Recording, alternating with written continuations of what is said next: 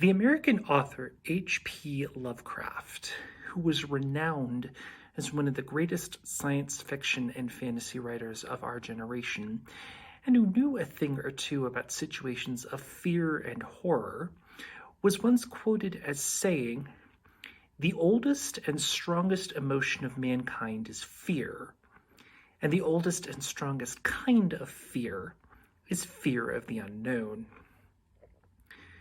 This statement reflected Lovecraft's overarching philosophy of cosmicism, his belief that there is no recognizable divine presence, such as a god within the universe, and that humans are particularly insignificant in the larger scheme of intergalactic existence.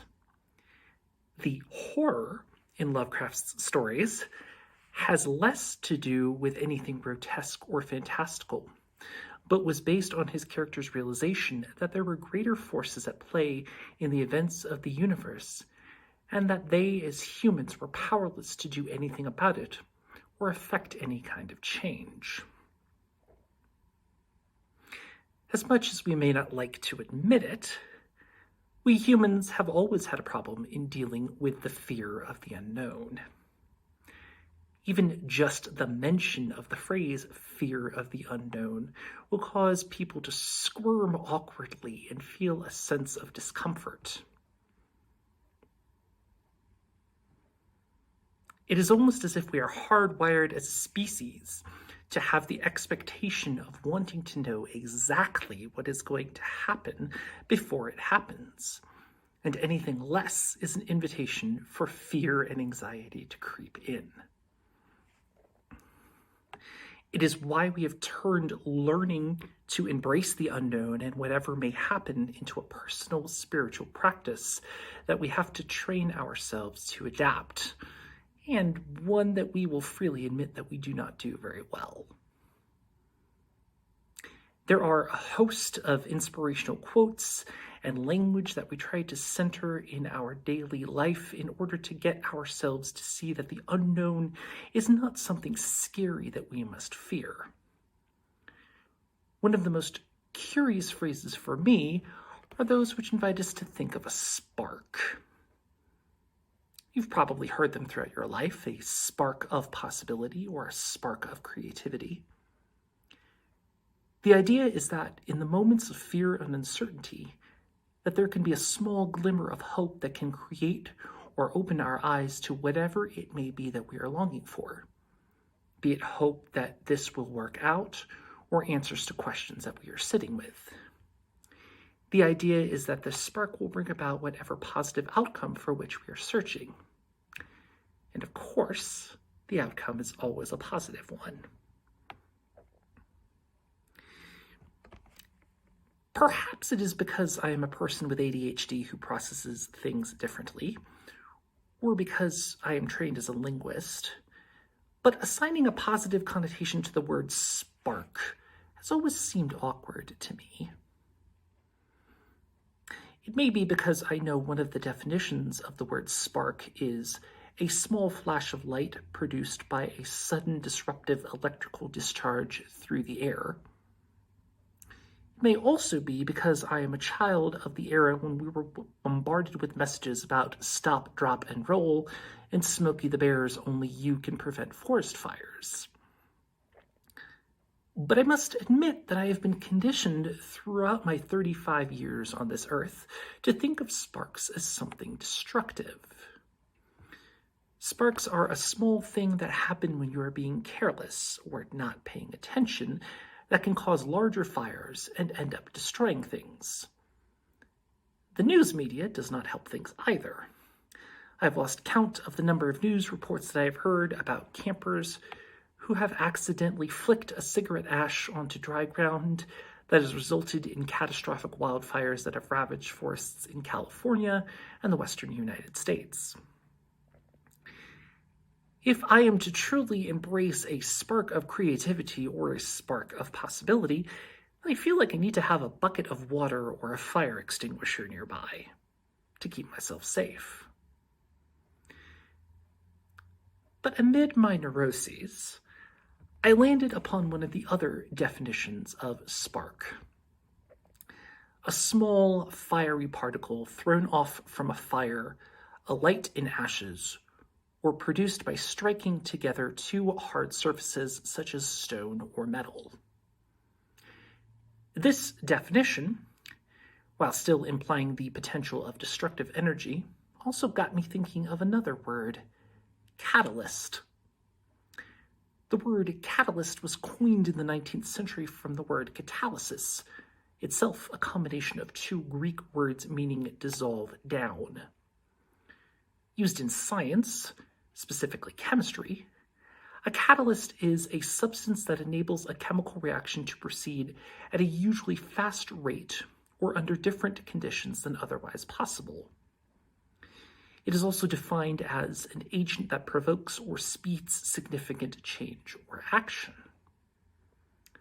It is also, and most importantly, one of my favorite words, and a word that I use quite frequently within my sermons to describe ways in which we as UUs can go out into the world and be the change that we wish to see in the world about social justice causes.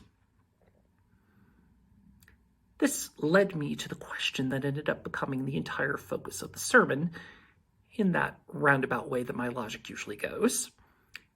Even though a spark can be destructive, does the massive amount of power and the way that it is capable of changing things not imply that there is something of the divine present within it? It is safe to assume that the past 2 years can be categorized by many as a giant seething dumpster fire that has destroyed much of the way that we used to live life as we have previously known it. We have become accustomed to rising COVID case numbers, rising hospitalization numbers, and rising death tolls around the world from a global health crisis that came out of nowhere. Many people feel that there seems to be more things that we are not able to do now than things that we are.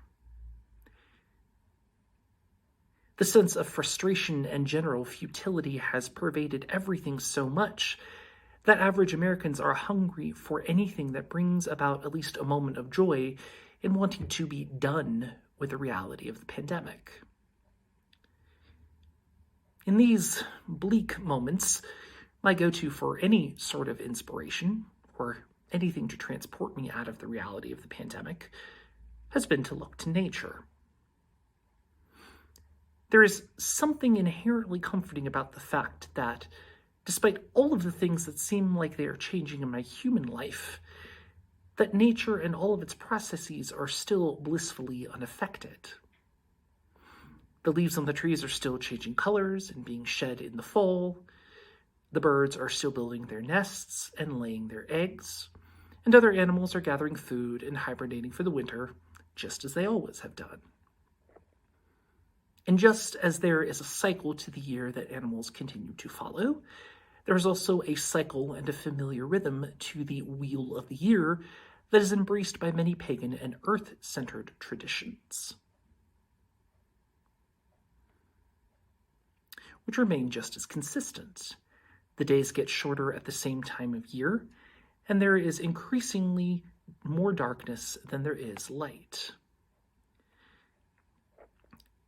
The period known as Yule varies in observance with many traditions, but is most observed for the last 2 months of the year. During that time, the earth is considered to be dead. The cold ground and the harsh winter make it inhospitable for anything to grow or flourish. It is the time of year when most animals have fattened themselves up to prepare for a period of hibernation, when their activity is at its most reduced. It is even a time in which many Norse and Germanic traditions call the Wild Hunt, when the god Odin and other undead beings were considered to walk the earth.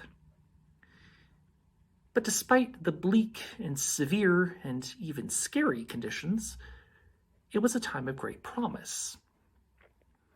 It was the time when the great horned hunter god was reborn, a divine being that was said to represent the newborn solstice sun that would eventually rise to shine bright at the beginning of the new calendar year, bringing with it warmer weather and preparing the earth for the crops that would be planted in the new year.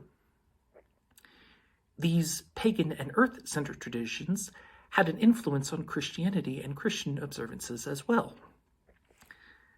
The solstice sun that warmed the earth became the Star of Bethlehem in the sky that signified the birth of Jesus, the newborn king of the Christians, who would usher in a new way and a new era of hope.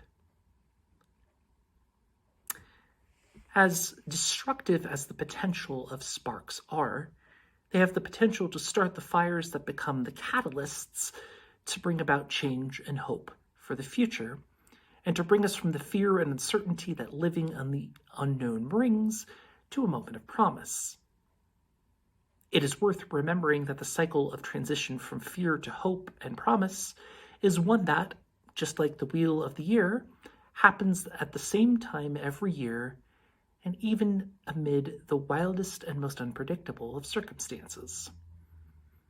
In other words, a spark in the darkness has the power to create as much as it must destroy. And considering that the divine has been instigating the same cycle year after year in the same way, it is a way to provide us a sense of hope that the same will continue to be true for us through the most insurmountable of odds. As UUs, we have always embraced both the destructive and creative elements of sparks. It is why many congregations hold fire communions at the end of the year, where people write things that they are looking to get rid of or leave behind in the previous year as they move forward into a brand new year. The words, written on flash paper, are burned up and destroyed by the fire.